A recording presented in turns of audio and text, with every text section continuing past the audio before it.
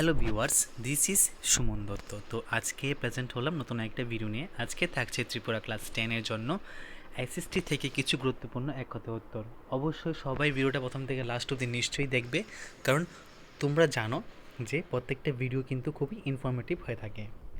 প্রথম প্রশ্ন, যে কর্তন ও দহন কৃষি হলো আদিম জীবিকা ভিত্তিক কৃষি। কি?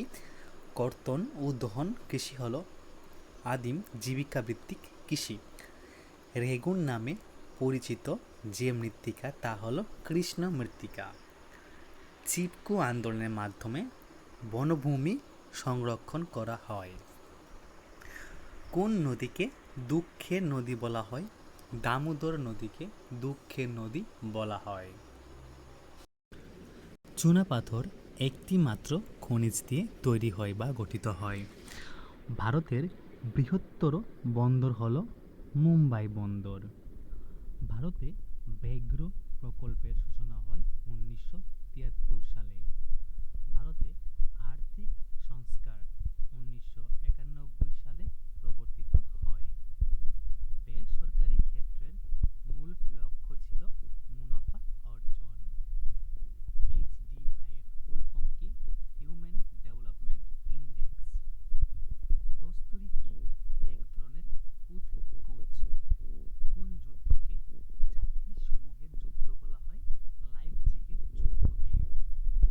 গান্ধীজি হিন্দ স্বরাজ গ্রন্থটি লেখেন 1909 খ্রিস্টাব্দে।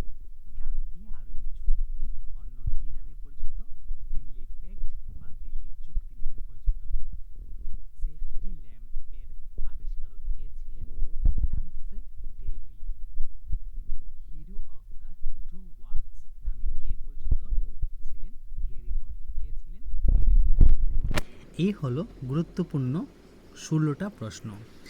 তো এসএসটি থেকে গুরুত্বপূর্ণ এই 16টা প্রশ্ন অবশ্যই তোমরা খাতায় নোট ডাউন করে রাখবে, ঠিক আছে? এবং ভালো করে মুখস্থ করে রাখবে, শুধুমাত্র যে টেস্টের জন্য বা হাফিলি এক্সামের জন্য না, এটা তোমাদের ফাইনাল এক্সামও কাছে আসবে। তো এরকম আরও ইনফরমেটিভ ভিডিও পেতে গেলে অবশ্যই চ্যানেলটাকে সাবস্ক্রাইব করে রাখো এবং নোটিফিকেশনে অল প্রেস করে রাখো, তাহলে যখনই আমি কোনো নতুন ভিডিও আপলোড করবো তোমার সঙ্গে সঙ্গে পেয়ে যাবে। এবং অবশ্যই তোমাদের যে ছোটো ভাই বোন আছে যারা 6, 7, 8 পড়ছে, তাদেরকেও এই চ্যানেলটা শেয়ার করে দেবে। বর্তমানে ক্লাস 6-এর জন্য আমি এখানে ভিডিও ছাড়ছি, তো অবশ্যই ওদেরকে দেখিয়ে দেবে, তাহলে ওদেরকেও অনেকটাই হেল্প হবে, ঠিক আছে? ধন্যবাদ সবাইকে।